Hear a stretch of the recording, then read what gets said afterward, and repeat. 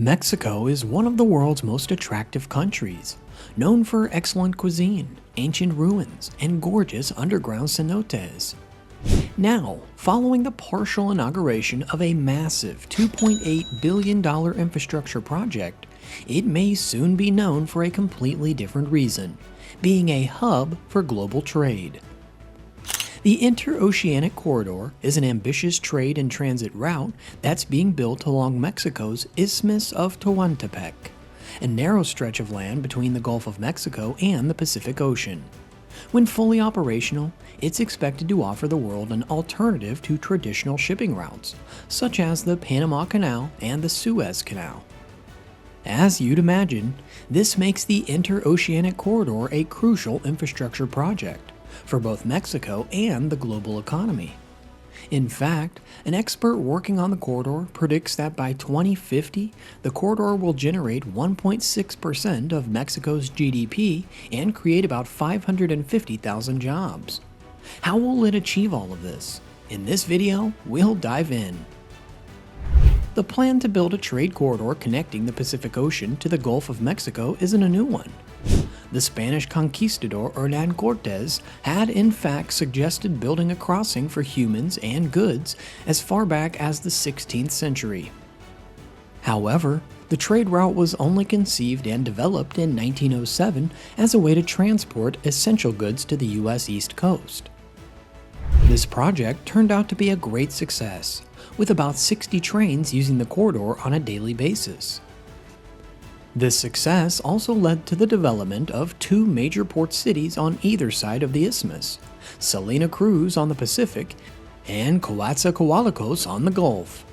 However, the initial success didn't last long.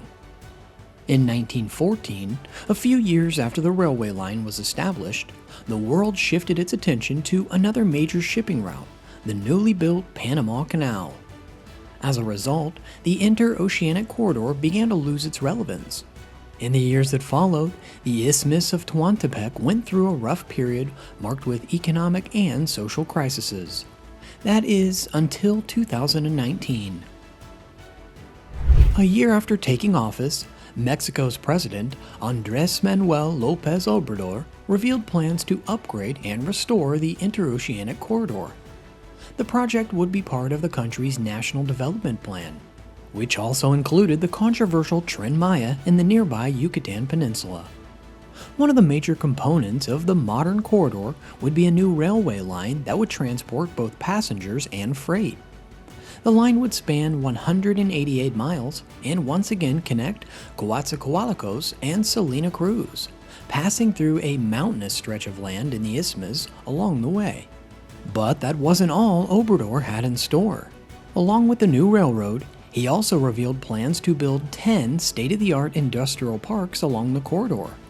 To encourage companies to set up businesses at these parks and create more jobs, he announced several incentives and tax breaks.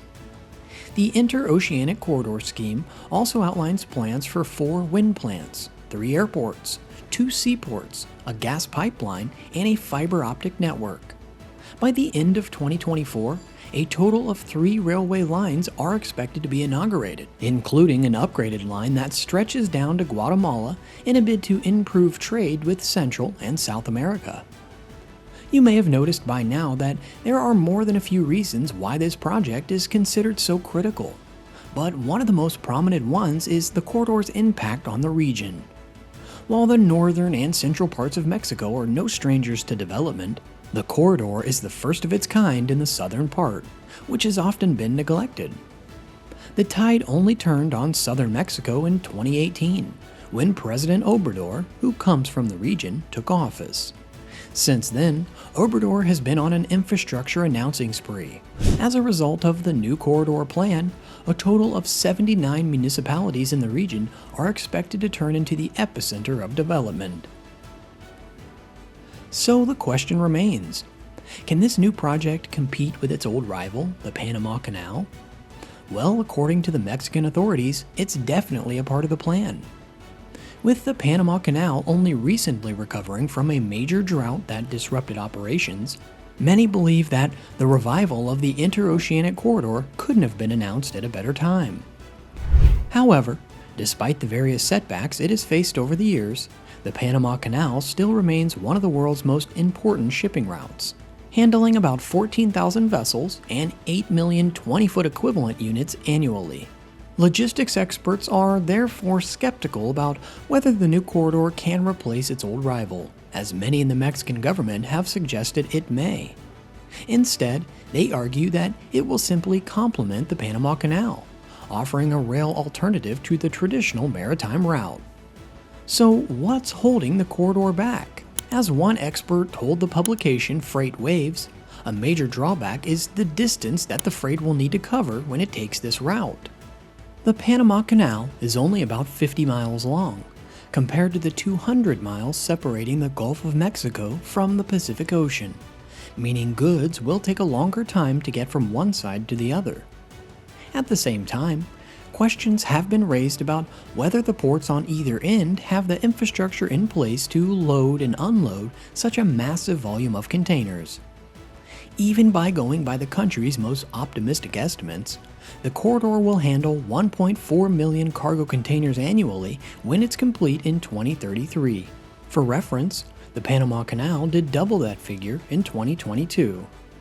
So it might be premature to suggest that the Interoceanic Corridor will take the world by storm and immediately go back to its early 1900s stature.